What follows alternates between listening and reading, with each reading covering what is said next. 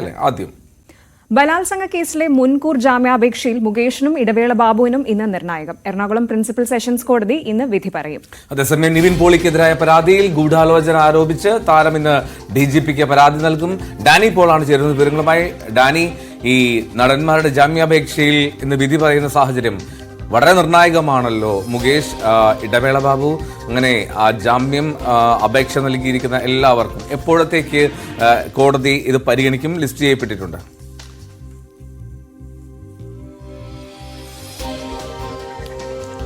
എൽദോ, ഇന്ന് രാവിലെ തന്നെ കോടതി ഇത് പരിഗണിക്കുക. എറണാകുളം പ്രിൻസിപ്പൽ സെഷൻസ് കോടതിയാണ് ജാമ്യാപേക്ഷയിൽ കഴിഞ്ഞ ദിവസങ്ങളിലായി വാദം കേട്ടത്. 2 ദിവസങ്ങളിലായി കേസിലെ വാദം കേൾക്കുകയും ചെയ്തു തുടർച്ചയായി.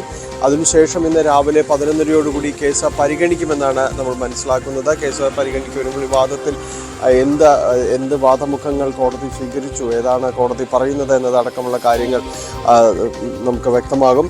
ഇതിൽ കഴിഞ്ഞ 2 ദിവസങ്ങളിലായി ഉള്ള വാദങ്ങളിൽ ഈ മണിയൻപിള്ള രാജുവിൻ്റെ മുൻകൂർ ജാമ്യ ഹർജി വരുമ്പോൾ കോടതി പറഞ്ഞത് ഇതിൽ മുൻകൂർ ജാമ്യത്തിൻ്റെതായ ഒരു കാര്യങ്ങളില്ല, ആ രീതിയിലുള്ളൊരു വകുപ്പുള്ള കാര്യങ്ങളൊക്കെ കോടതി പരിഗണിക്കേണ്ടത് ഉണ്ടോ എന്നുള്ളതായിരുന്നു വ്യക്തമായിട്ട് തന്നെ ചോദിച്ചത്. അങ്ങനെ സ്റ്റേഷനിൽ ഹാജരായി ജാമ്യം എടുക്കാവുന്ന വകുപ്പുകളാണ് ചുമത്തിയിരിക്കുന്നതെന്നാണ് അഭിഭാഷകൻ പിന്നീട് പറഞ്ഞത്. അതുകൊണ്ട് അദ്ദേഹത്തിൻ്റെതല്ല മറ്റ് 3 പേരുടെയും ജാമ്യ ഹർജികൾ, പ്രത്യേകിച്ച് മുകേഷിൻ്റെയും ഇടവേള ബാബുവിൻ്റെയും അഡ്വക്കേറ്റ് VS ചന്ദ്രശേഖരൻ്റെയും ജാമ്യ ഹർജികളിലാണ് ഇന്ന് തീർപ്പ് കൽപ്പിക്കുക. ഈ കേസ് സംബന്ധിച്ചിടത്തോളം ഹേമ കമ്മിറ്റി റിപ്പോർട്ട് പുറത്തു വന്നതിന് ശേഷം ഉണ്ടായിരുന്ന വലിയ പരാതികൾ, അതിൽ ഏറ്റവും പ്രധാനപ്പെട്ട കാര്യങ്ങളാണ് ഈ 3 പരാതികൾ എന്ന് പറയുമ്പോഴും തീർച്ചയായും തന്നെ അത് ഇതിൽ കോടതി എന്ത് നടപടികളാണ് സ്വീകരിക്കുന്നത് എന്നത് ഈ അന്വേഷണത്തെ സംബന്ധിച്ചിടത്തോളം വളരെ നിർണായകം തന്നെയാണ്.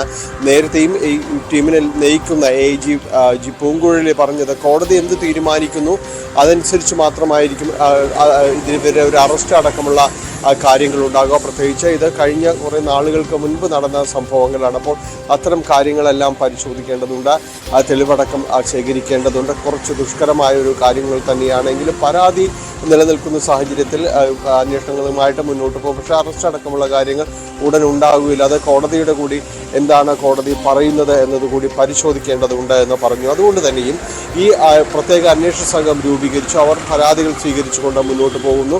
ഈ പരാതികൾ ഉയരുന്നുണ്ട്. ആ പരാതികൾക്കെതിരെ ഇവർ തന്നെയും മറ്റ് ആക്ഷേപങ്ങളും ഉയർത്തുന്നു. കാരണം ഇത് വാസ്തവവിരുദ്ധമായ പരാതികളാണ്, ഇത്തരം കാര്യങ്ങൾ അല്ല നടന്നിരിക്കുന്നത്. പ്രത്യേകിച്ച് മുകേഷിൻ്റെ അടക്കമുള്ള ജാമ്യ ഹർജികൾ പരിഗണിക്കുമ്പോൾ മുകേഷ് കുറേ ഡിജിറ്റൽ തെളിവുകളടക്കം കോടതിക്ക് കൈമാറിയിരുന്നു. അതിൽ ഇവർ പരാതിക്കാരി പണം ആവശ്യപ്പെട്ടു എന്നതടക്കമുള്ള കാര്യങ്ങൾ അഭിഭാഷകനടക്കം പറയുന്നുണ്ട്. അപ്പോൾ അത്തരം കാര്യങ്ങളിൽ എന്താണ് കോടതി വ്യക്തമാക്കുന്നത്, കോടതി അത് ഏത് രീതിയിൽ കാണുന്നു, ഈ പരാതികളിൽ വന്നിട്ടുള്ള ആക്ഷേപങ്ങൾ എങ്ങനെ കാണുന്നു എന്നതാണ്. ഇത് വാസ്തവവിരുദ്ധമായ പരാതികളാണ്, അപകീർത്തിപ്പെടുത്താൻ മനഃപൂർവ്വമുള്ള ഗൂഢാലോചനയാണ് എന്നതടക്കമുള്ള കാര്യങ്ങളാണ് ഈ ജാമ്യ ഹർജികളിൽ എല്ലാവരും തന്നെയും മുന്നോട്ട് വെച്ചിട്ടുള്ളത്. അതുകൊണ്ട് ഇത്തരം കാര്യങ്ങളിലുള്ളൊരു പരിശോധന കോടതിയുടേത് എങ്ങനെയാണ്, കോടതിയുടെ നിരീക്ഷണം എന്നത് ഇപ്പോൾ വന്നിരിക്കുന്ന പരാതികളിലെല്ലാം തന്നെയും കോടതി നിരീക്ഷണം വളരെ പ്രധാനപ്പെട്ടത് തന്നെയാണ്.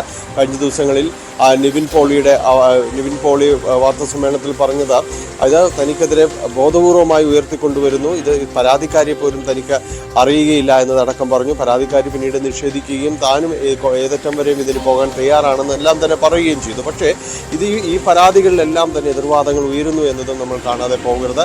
നിവിൻ പോളി ഇന്ന് DGPക്ക് പരാതി നൽകുന്നു. ഒപ്പം തന്നെ നിയമ നടപടികളുമായി FIR കോഷ് ചെയ്യണമെന്ന് ആവശ്യപ്പെട്ടുകൊണ്ട് നിയമ നടപടികളുമായി മുന്നോട്ട് പോകുന്നു. അപ്പോൾ അതിൻ്റെ എല്ലാം തന്നെയും കാര്യങ്ങളിൽ ഈ കേസ് വളരെ നിർണായകമാകും എന്ന കാര്യത്തിൽ യാതൊരു സംശയവുമില്ല. കോടതി എങ്ങനെ കാണുന്നു, കോടതിയുടെ നിരീക്ഷണം എന്താണ്, മറ്റെന്തെങ്കിലും കാര്യങ്ങൾ കോടതി പരാമർശിക്കുമോ എന്നത് ഈ പ്രത്യേക അന്വേഷണ സംഘവും ഉറ്റുനോക്കുന്നുണ്ട്. അന്വേഷണ സംഘം ആവശ്യപ്പെടുന്നത് ഇവരെ കസ്റ്റഡിയിൽ തന്നെ വേണം ചോദ്യം ചെയ്യണമെന്നൊരു ആവശ്യമാണ് മുന്നോട്ട് വയ്ക്കുന്നത്. പ്രോസിക്യൂഷനെതിരെ ശക്തമായിട്ട് തന്നെ ഇവരുടെ ജാമ്യ ഹർജികളെല്ലാം തന്നെ എതിർത്തിട്ടുണ്ട്. ശക്തമായ വാദമുഖങ്ങളാണ് പ്രോസിക്യൂഷൻ ഉയർത്തിയത്. യാതൊരു കാരണവശാലും ഇവർക്ക് ജാമ്യം നൽകാൻ പാടില്ല, സിദ്ധത്തെ അപമാനിക്കുന്നത് അടക്കമുള്ള ഗുരുതരമായ വകുപ്പുകളാണ് ഡാനി പോളാണ് വിവരങ്ങൾ നൽകിയത്. കൊച്ചിയിൽ നിന്ന് നടന്മാരെ സംബന്ധിച്ച് നിർണായക ദിവസമാണ് ഇന്ന്.